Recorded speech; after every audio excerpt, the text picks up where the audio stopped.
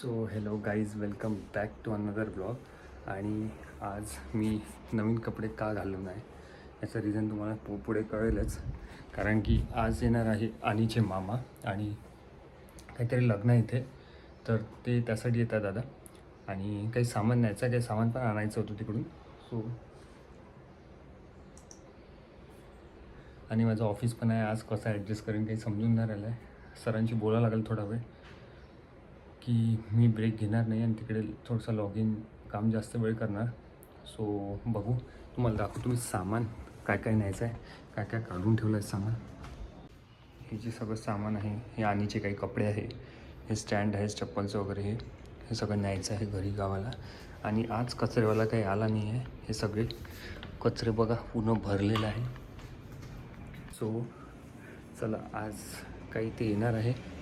ब्लिंकिटवरून काही सामान बोलवलं आहे, जसं की टाटाची पोही आणि शेव, बारीक शेव. आणि इकडे जे बनवून ठेवलं आहे ते शरबत बनवून ठेवलं आहे. सो ते उन्हातून येईल तर त्याच्यामुळे शरबत वरबत लागेल म्हणून शरबत बनवून ठेवलं आहे. आणि तिकडे झोपली आहे. सो चला म्हटलं, माझं ऑफिस आहे तर मी लॉग इन तर करून घेईल. सांगून देईल त्यांना की ब्रेक टाकायचं. सरांना सांगून देईल की सर मी लंच ब्रेक तर काही घेणार नाही आहे, कारण की ते आले तर एवढ्या दुरून आले, सिलेंडर घेऊन आले आपल्यासाठी. ते पण सकाळी, दादा सकाळी 6 वाजतापासून लाईनीत लागले होते. सो त्यामुळे विचार केला, म्हटलं चला सुट्टी घेऊन घेऊ, अर्धा 2 तास बसेल तर चाल काही पर्यंत, कारण की त्यांना तिकडे जायचं होतं. सो बघू आपण कसं होती. तर तुम्ही ब्लॉग शेवटपर्यंत बघा, एन्जॉय करा ब्लॉग. आणि नवीन असेल तर प्लीज चॅनल सबस्क्राईब करा गाईज.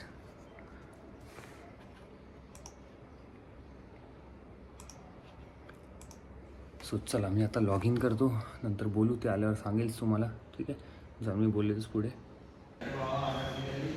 इकडे दादाला घ्यायला चालला आहे खाली.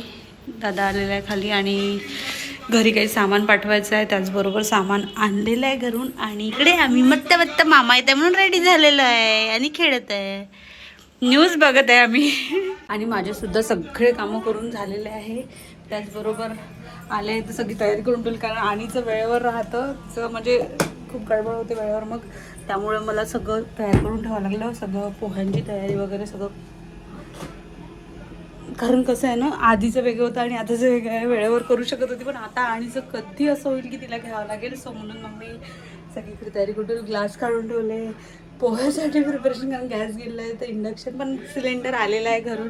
असं आईने सांगितलं की दादा सकाळपासून सिलेंडरच्या नंबरसाठी होता आणि तिकडून सिलेंडर येत आहे अमरावतीवरून, म्हणजे घरून निंबोऱ्यावरनं. सो सिलेंडर येत आहे आणि हा सिलेंडर आता आम्ही नंबर लावलेला आहे, पण माहिती नाही तो कधी येतो. तर आता तो कॅन्सल करून टाकावा लागेल आणि नंतर लावावं लागेल. सो फायनली 2-3 दिवस झाले, 3 दिवस झाले आम्ही कंटिन्यू इंडक्शनवर काम करत आहे. पण ठीक आहे, काही हरकत नाही. तर चलो.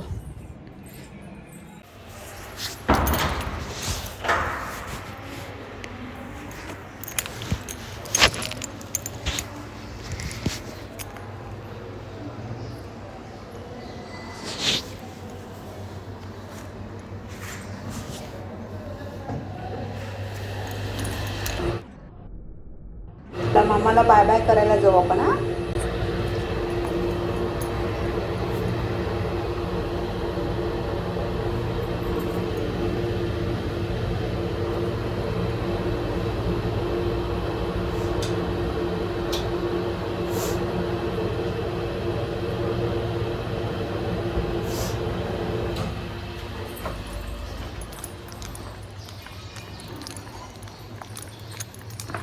आम्ही गेलो होतो, पण दादानी कार तिकडे समोर गार्डनजवळ पार्क केलेली आहे. सो त्यामुळे आम्ही रिटर्न आलो आहे.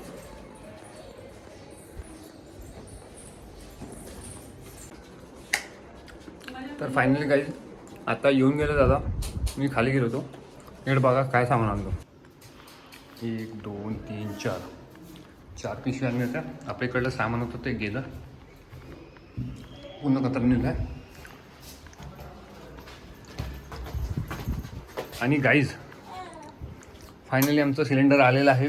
तो पण गावावरून, पेपरवरून 120-130 किलोमीटरवरून सिलेंडर बोलवलं आम्ही. डायरेक्ट ऑर्डर म्हणजे टाकला. नागपूरमध्ये नाही मिळाला, विचार करा. दादांनी पण खूप कसरत घेतली सकाळपासून. दादा हो थँक्यू दादाला पण, कारण की 5:30 वाजतापासून जाऊन बसले होते तिथे. मी चकना खाऊन ठेवला. सिलेंडर भेटलं आले बाळा झालं. आता सिलेंडर लावून टाकून दाखवलं. 3 दिवसापासून आम्ही इंडक्शनवर काम करून राहिलो होतो. सरला बोलून थोडंसं ब्रेक घेतला मी, पण ब्रेक पण असा आहे अर्धा तासात झाला ब्रेक. मी लॉग इन करून टाकेन, नंतर अर्धा तास ब्रेक घेऊन टाकेन. ठीक आहे. चला मी बसतो आता पुन्हा लॉग इन करायसाठी. तुम्ही ब्लॉग एन्जॉय करा. आणि सामान दाखवलं बाहेरचं. हो हे बोललेच पुढे मस्त पोहे केले होते आणि शरबत. शूट घेते म्हटलं पण कायचं मला धावपळत होऊन आलं. चलो काय तर गाईज नमस्कार. तर आता ऑफिस झालेलं माझं 8 वाजले आणि तुम्हाला मी एका मागच्या ब्लॉगमध्ये बोललो होतो की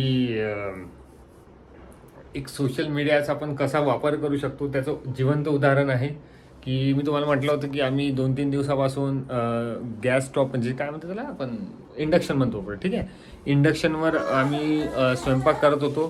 ते थोडंसं कठीण जात होतं. म्हणजे अक्षय तृतीयाच्या दिवशी पण जान्हवीने त्या इंडक्शनवर स्वयंपाक केला. त्याला कठीण होतं. तर असं आपल्या त्या मॅडमनी गरम दिलं आपल्याला. गरम म्हणजे बोलली थोडीशी वेगळी ते गॅस एजन्सीवाले. तर म्हटलं बरं ठीक आहे. असं आहे का मॅडम. म्हटलं तुम्ही म्हणता 15 दिवस. ठीक आहे 15 दिवस लागेल चालेल. सो त्याचं एक जिवंत उदाहरण आज आपल्याला सिलेंडर भेटलं आहे. पहिले त्यांचा फोन आला की सर तुम्ही कंप्लेंट टाकली होती त्यासाठी आम्ही सिलेंडर आणून दिला आहे. सो असे हे ऐकत नाही. तुम्हाला मागे पण म्हटलं होतं. तर तो ब्लॉग बघा तुम्ही, मी त्याबद्दल सांगितलं आहे. तर असं आहे. आणि आजच दादा आले होते, हरीशदादा आले होते, त्यांनी पण सिलेंडर आणून दिला आहे. सो ते लावलेलं आहे आम्ही तिकडे. तर एक शिल्लक आहे आमच्याजवळ. हे अशा इमर्जन्सी केसेसमध्ये पाहिजे होतं आम्हाला. ते पण शील्ड पॅक आहे एकदम, बिलकुल शील्ड पॅक दिला एकदम. नाही खोलत नाही. सो असं आहे. आणि हे मॅडम आमच्या रोशनसोबत खेळून राहिले.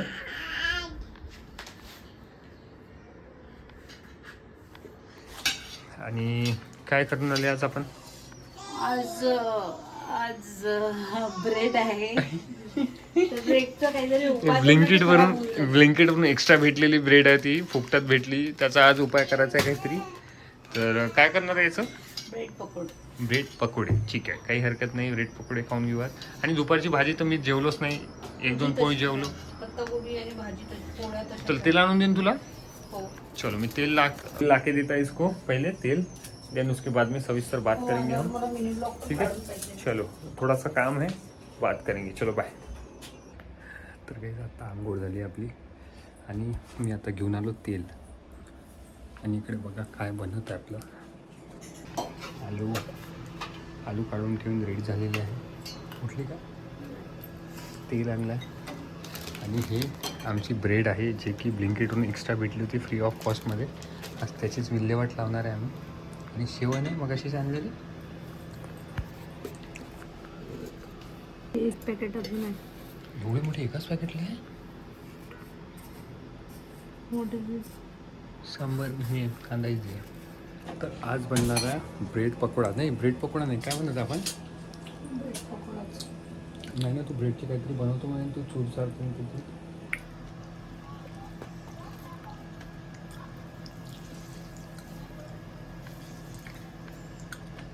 हे काय बनवत आहे आपण सांगून दे ऑडियन्स. Bread cutlet. नवीन काहीतरी ट्राय करावं म्हटलं. असा सरळ चालला होता ब्रेड पकोडा करू. इकडं टर्न झाला ब्रेड कटलेट कर. कॅन्सल केला. तेलकट पण कमी राहते. असे पहिले आधी सगळ्यात आधी पाण्यातून काढून ब्रेड अशा पूर्ण स्क्वीज करून घ्यायच्या. बरोबर. अशा इकडं साईडला घेतल्या. त्यामध्ये काय टाकतो पुढे तुम्ही कच्चा आलू पण वापरू शकता. मी उकडलेला आलू वापरणार आहे. सो त्याचं काही मॅटर नाही करत. शेवटी हे बेस्ट आहे उकडलेलं आहे. ते थोडं डायजेस्ट कच्चा आलू खाण्यापेक्षा बेटर आहे. आणि तेलात जास्त पकवायची गरज नाही पडत. हां बेस्ट. पाणी घे ना.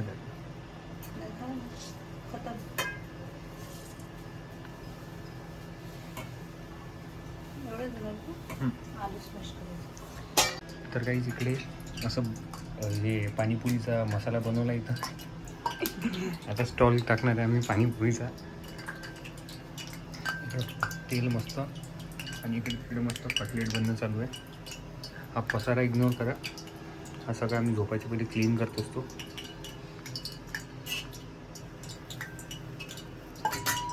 पसारा हा प्रत्येकाच्या किचनमध्ये असतो. किचन असतेच त्याच्यासाठी. हॅलो टुंगटुंग कोण कोण राहिलं?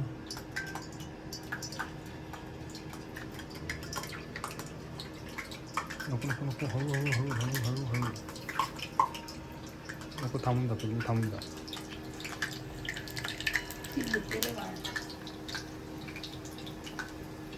तसं टाक ना चिपकन नाही तर.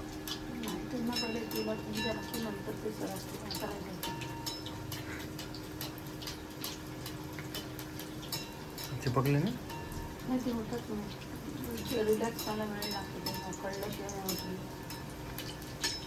काय होते ते अकडले हो आकडाचे आहे कमी. फर्स्ट टाइम ट्राय करता ही रेसिपी. चांगली झाली तर चांगली, चांगली झाली तर तुम्हाला सांगू झाली म्हणायचं. पोटात टाकायचं आहे. हे बेसनवाले आहे आणि हे विदाउट बेसन. हे पण हे छान दिसून राहिले असे. हे आहेच ओरिजिनल, असे यालाच कटलेट म्हणतात. हा पण हे आम्ही ट्राय केलं बेसनमध्ये कारण की हे फाटला होता एक पहिले